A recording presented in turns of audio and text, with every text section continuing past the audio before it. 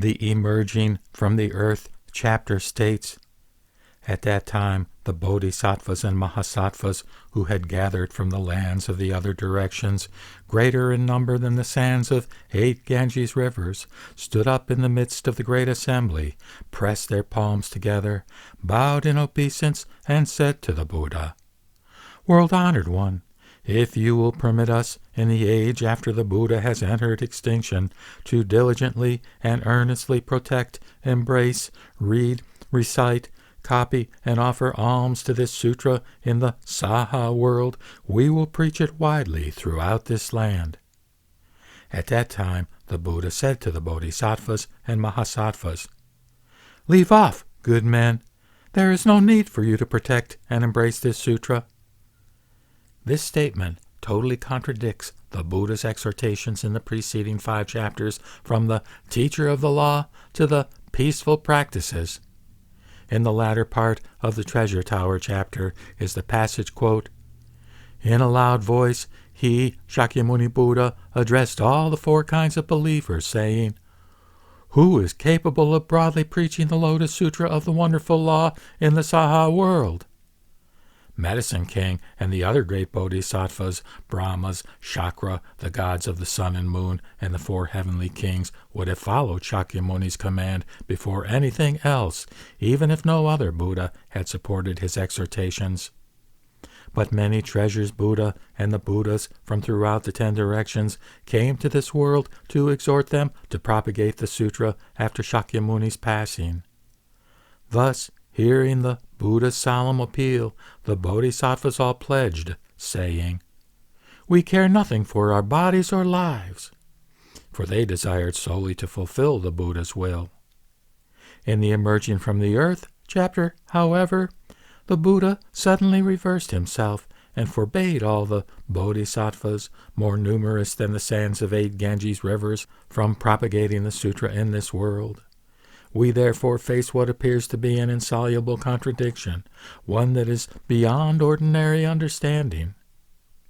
The great teacher Tiantai Chi gave 3 reasons for Shakyamuni stopping the bodhisattvas, and 3 more for his summoning the bodhisattvas of the earth.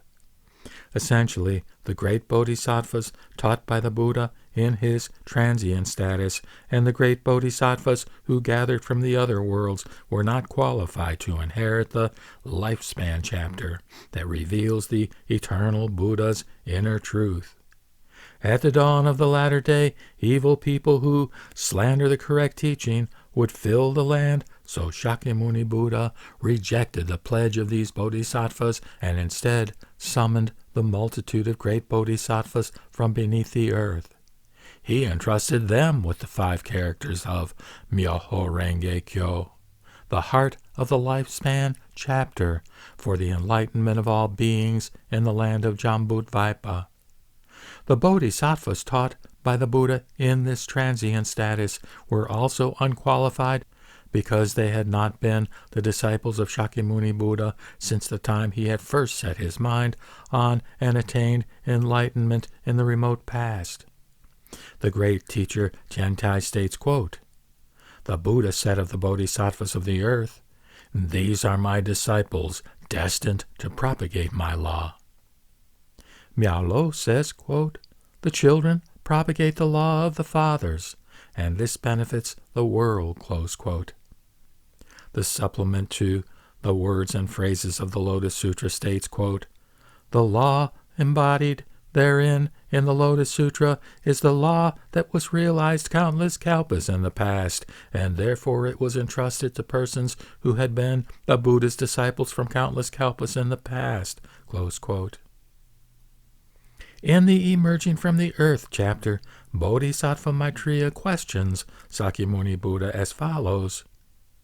We ourselves have faith in the Buddha, believing that he preaches in accordance with what is appropriate, and that the words spoken by the Buddha are never false, and that the Buddha's knowledge is, in all cases, penetrating and comprehensive. Nevertheless, in the period after the Buddha has entered extinction, if bodhisattvas who have just begun to aspire to enlightenment should hear these words, they will perhaps not believe or accept them, but will be led to commit the crime of rejecting the law.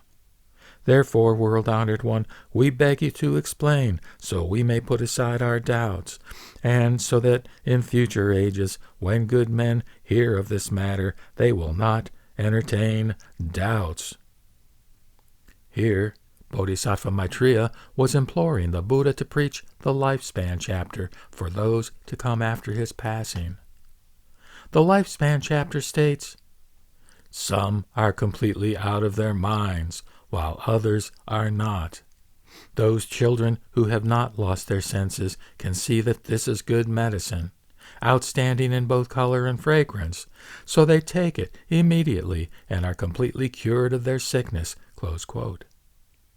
The sutra explains that all bodhisattvas, persons of the two vehicles, and human and heavenly beings, received the seeds of Buddhahood, numberless major world system dust particles, kalpas ago. The seeds were nurtured by the preaching of the 16th son of the Buddha, great universal wisdom excellence, as well as by Shakyamuni Buddha's 4 flavors of teachings and the theoretical teaching of the Lotus Sutra. Then they finally gained the way when they heard the essential teaching of the Lotus Sutra. The lifespan chapter continues, quote, "Those who are out of their minds are equally delighted to see their father return and beg him to cure their sickness. But when they are given the medicine, they refuse to take it. Why? Because the poison has penetrated deeply and their minds no longer function as before. So, although the medicine is of excellent color and fragrance, they do not perceive it as good. The father thinks to himself, I must now resort to some expedient means to induce them to take the medicine. So he says to them, I will leave this good medicine here. You should take it and not worry that it will not cure you. Having given these instructions, he then goes off to another land, where he sends a messenger home to announce, according to the Distinctions and Benefits chapter, the good medicine of the Lifespan chapter is left for those in the evil age of the latter day of the law.